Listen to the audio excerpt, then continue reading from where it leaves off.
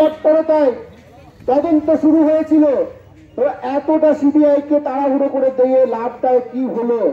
এখনো একটি সিবিআই সেই সঞ্জয় নোবেল চুরি, সেই নোবেল চুরির এখনো নোবেল কিন্তু সিবিআই খুঁজে দিতে পারেনি। সিবিআই কতটা কেসে কতটা সফল হয় আমার আপনার সবারই জানা আছে। গুগল সার্চ করলে বিচার দেওয়ার জন্য তার হচ্ছে না, এখানে আন্দোলন হচ্ছে বাংলায় অস্থিরতা সৃষ্টি করা। তাই করলো কি তারা?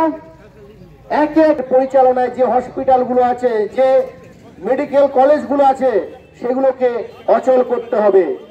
ওরা জানে যে বাংলার মানুষ আজকে স্বাস্থ্য সাথীর দোয়ায় সুন্দর চিকিৎসা পায়।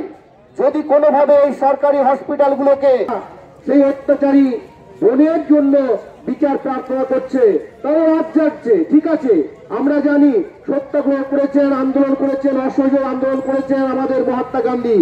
আন্দোলন করাটা মানুষের একটা সংবিধান সম্মত অধিকার। মমতা ব্যানার্জি কোথাও বাধা দেয়নি। তারা কি করলেন? সময়ের মধ্যে যেন ধর্ষকদের ধরে নেওয়া হয়, তাদের উপযুক্ত শাস্তি দেওয়া হয়। কিন্তু আমরা কি দেখলাম?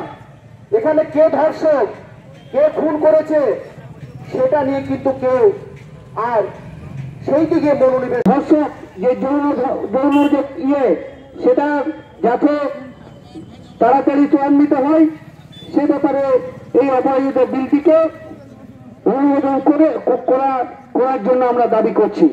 দেখুন, দিদি আসার পর থেকে মহিলাদের যেভাবে দিদি মহিলাদের পাশে আছে এবং এই বিলের প্রোটেকশন, এটা হচ্ছে অপোজিট বিলটা হচ্ছে প্রোটেকশন বিল মহিলাদের।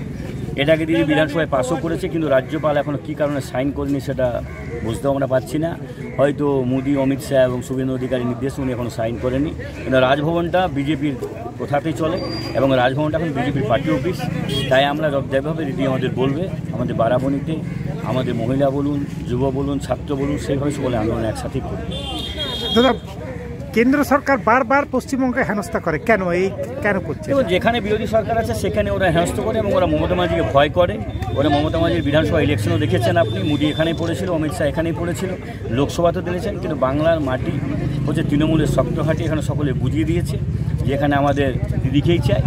তাই উনি বারবার অন্যভাবে সরকারি যে সকল প্রকল্পগুলো আছে সেগুলো পশ্চিমবঙ্গ বন্ধ করেছে।